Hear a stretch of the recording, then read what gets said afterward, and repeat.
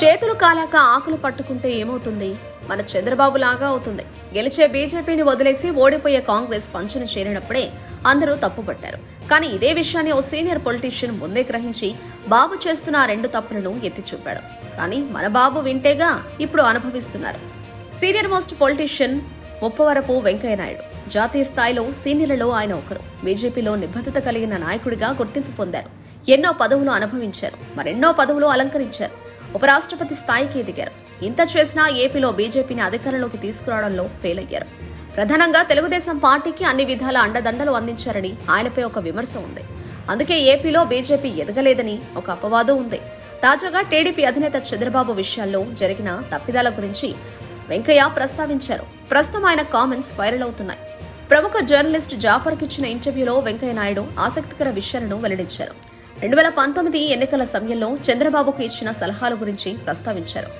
2018లో NDA నుంచి TDP బయటకు వచ్చిన సమయంలో తనను చంద్రబాబు ప్రత్యేకంగా కలిసిన విషయాన్ని చెప్పుకొచ్చారు. నాడు ఎన్డీఏలో కొనసాగాలని చంద్రబాబుకు తాను సూచించానని, ఇంకా ఎన్డీఏలో కొనసాగితే నష్టమని, అసంతృప్తి ఎక్కువగా ఉందని, దూరంగా వెళ్లడం మంచిదని చంద్రబాబు చెప్పిన విషయాన్ని వెంకయ్య ప్రస్తావించారు. తన మాట చంద్రబాబు పట్టించుకోలేదని వెంకయ్య వాపోయినంత పనిచేశారు. ఒకవేళ ఎన్డీఏ నుంచి మీరు బయటకు వెళ్లినా 2 తప్పులు చేయవద్దని తాను సూచించినట్లు చెప్పారు.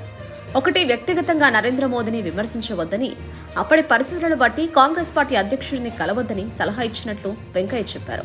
ఆ 2 సలహాలు పాటించకపోవడం వల్లే చంద్రబాబు మూల్యం చెల్లించుకున్న విషయాన్ని వెంకయ్య నేరుగా ప్రస్తావించడం విశేషం.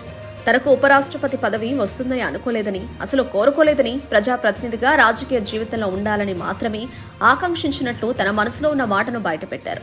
ప్రస్తుతం విధాన నిర్ణయాల్లో చురుకైన పాత్ర పోషించాలని ఉందని, ఆ తర్వాత రాజకీయాల నుంచి శాశ్వతంగా విరమించుకుని స్వచ్ఛంద సేవ చేయాలని అనుకుంటున్నట్లు వెంకయ్య ప్రకటించారు. చంద్రబాబుతో ఉన్న సాన్నిహిత్యం కారణంగానే తనకు రాష్ట్రపతి పదవి రాలేదన్నది సరికాదన్నారు. గతంలోనే తాను ఎన్టీఆర్ ఒకటేనని ప్రచారం చేసిన విషయాన్ని ప్రస్తావించారు. తనకు భారతీయ జనతా పార్టీ ముఖ్యమని తేల్చి చెప్పారు. మొత్తానికైతే జర్నలిస్టు జాఫర్ వెంకయ్యతో ముఖ్య విషయాలను చెప్పించడంలో సఫలమయ్యారు. అటు వెంకయ్య సైతం స్వేచ్ఛగా సమాధానం చెప్పారు. ప్రస్తుతం వెంకయ్య కామెంట్స్ సోషల్ మీడియాలో వైరల్గా మారాయి.